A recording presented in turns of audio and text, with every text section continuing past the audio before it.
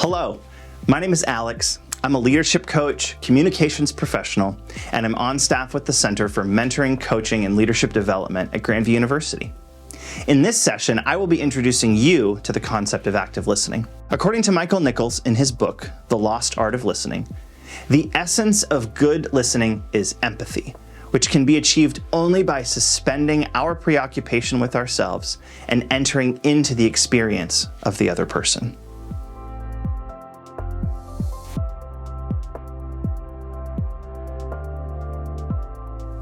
It may be helpful for us to start by looking at a list of what active listening is not. Now, I've been guilty of many of these in my life, and I'm sure that you have too. Here are 10 ways to tell when I'm not being an active listener. When I'm thinking about an answer while others are talking. When I give unsolicited advice.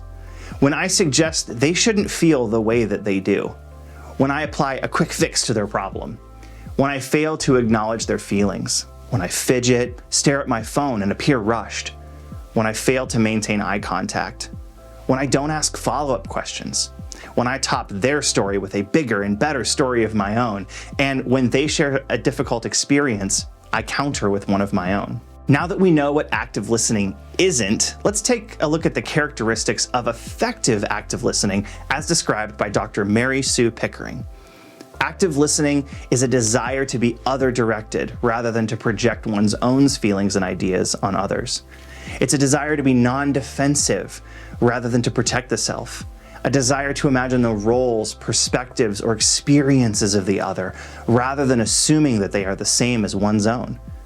A desire to listen as a receiver, not as a critic. And a desire to understand the other person rather than to achieve either agreement from or change in the other person.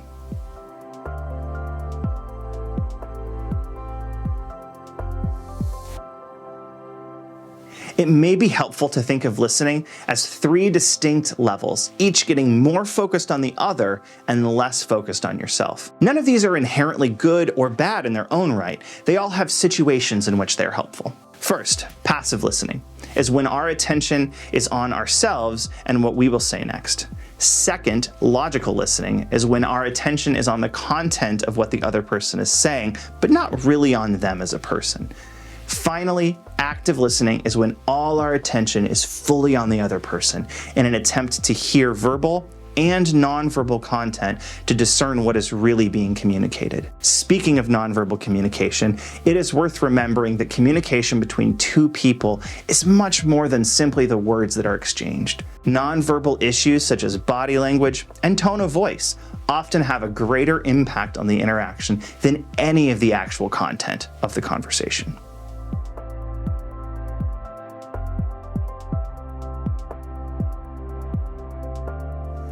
Generally, there are 6 components involved in effective active listening that can be helpful as we develop and grow in this skill set. They are attending, that is, an awareness of what is being said and what isn't being said.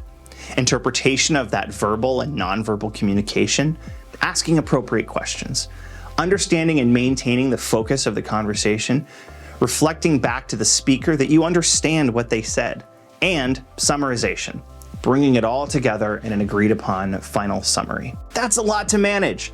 Active listening, especially when you first begin practicing it, can be quite challenging and taxing. I find it critical to prepare myself before a conversation so that I am calm, focused, and ready to be in the moment with that other person. As you begin to grow as an active listener, you may want to calm yourself by focusing on your breathing, visualizing, or centering your thoughts. Review the last conversation you had with the person and remove any distractions from the physical environment around you. These small steps before a conversation can make a huge difference in your ability to be a good listener for the other person.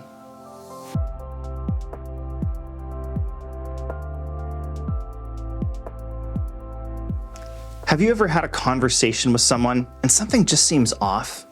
You can just feel it in your gut. Part of active listening is following that intuition. Whether you call it instinct, a hunch, a gut feeling, or your sixth sense, leaning into your intuition is important. Intuitive listening oftentimes involves nonverbal communication, attention to what is not being said, waiting for the right time to ask a probing question, and inviting the person that you are listening to go deeper if they want to. But do remember, effective mentor coaching is about the agenda of the other person that we are working with. We provide a safe environment for them to explore and discover the insights and action steps they want, but we always follow their lead.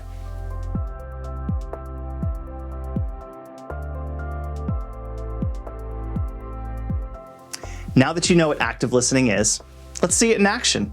While you watch this demonstration of a mentor coaching style conversation, make note of the positive and negative attributes of active listening that you see in action.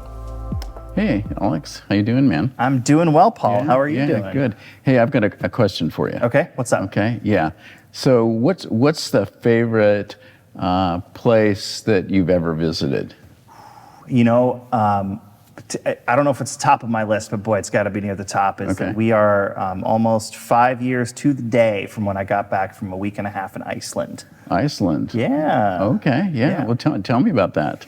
So my family had wanted to do kind of like an adult family vacation. Okay. We hadn't been on vacation since, fishing trips as a kid and some stuff like that. And so we got to talking, and we're trying to find some place that all kind of had things that we were all interested in now that we're all, all the kids are grown up. Okay, right? yeah. And so we landed on Iceland. Okay, because wow. plane tickets were cheap. Okay, and yeah. there was a lot of outdoors kind of stuff and new cultures and new foods, and that just kind of fit the bill for all of us. So we ended up picking Iceland, of all places. Okay, so Iceland for a family vacation. Iceland for a family vacation, yeah. So what was your favorite part of the trip? There was a lot of really cool moments, and one of the things that we talked about was how we felt like every time you came over a hill in Iceland, it was just like another almost obnoxiously beautiful view. Oh, okay. Wow. And so like the first day that we were there, every time we'd drive over a hill, we would have to like stop and get out of the car and look around, because we were just like, this is incredible. We have to see all of it, right? Yeah. And that first day, I remember we came over a hill and we saw this waterfall.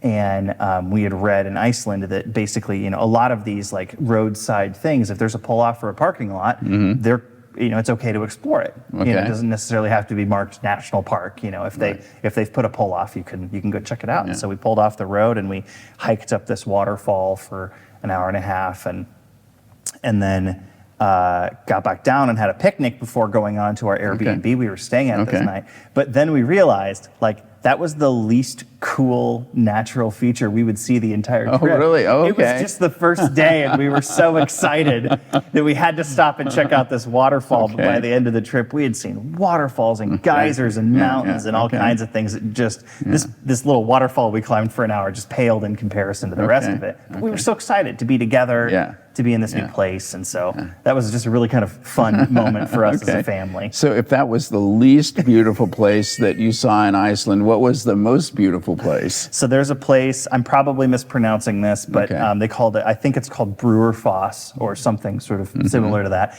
And it was a waterfall that the center channel of the waterfall is glacial melt, but the outside channels are runoff from the fields. Okay. And so what you end up with is the outside channels are this like kind of cloudy white, sort of milky white channels as field runoff, but the center is this like bright blue, like sky blue channel from glacial melt. And so when you're looking at this waterfall, it's this like blue column down the middle with these two white milky columns of water down the side.